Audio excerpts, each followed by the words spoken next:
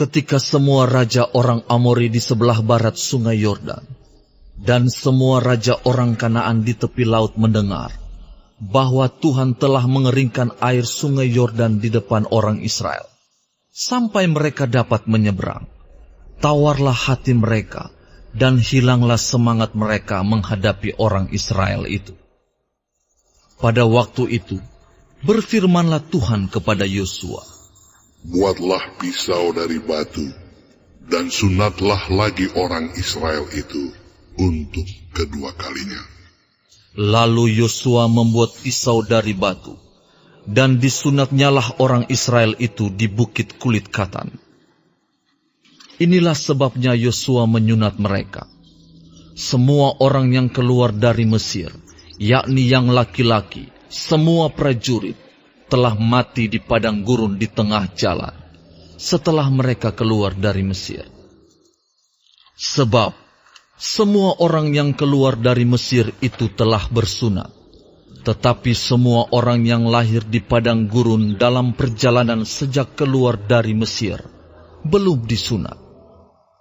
Sebab 40 tahun lamanya orang Israel itu berjalan melalui padang gurun, sampai habis mati seluruh bangsa itu, yakni prajurit yang keluar dari Mesir, yang tidak mendengarkan firman Tuhan.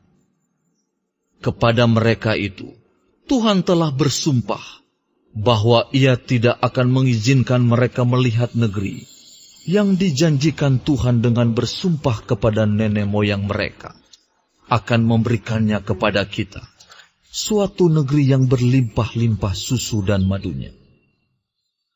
Tetapi anak-anak mereka yang telah dijadikannya ganti mereka, mereka itulah yang disunat Yosua, sebab mereka belum bersunat, karena mereka tidak disunat dalam perjalanan.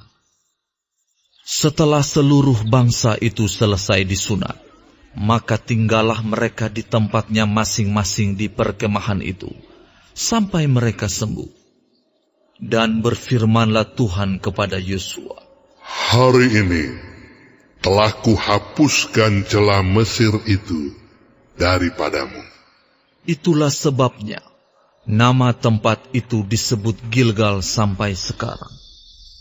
Sementara berkemah di Gilgal, orang Israel itu merayakan Paskah pada hari yang ke-14 bulan itu, pada waktu petang, di dataran Yeriko. Lalu pada hari sesudah Paskah, mereka makan hasil negeri itu, yakni roti yang tidak beragi dan bertih gandum, pada hari itu juga. Lalu berhentilah mana itu, pada keesokan harinya, setelah mereka makan hasil negeri itu.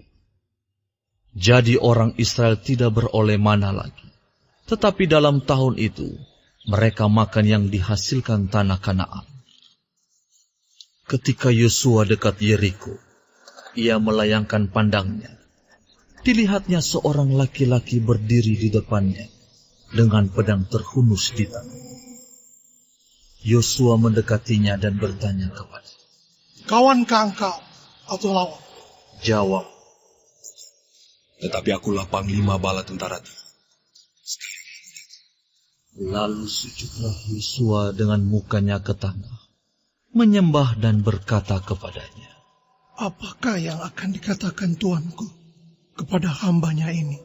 Dan panglima bala tentara Tuhan itu berkata kepada Yosua, tanggalkanlah kasutmu dari kakimu, sebab tempat engkau berdiri itu kudus. Dan Yosua berbuat demikian.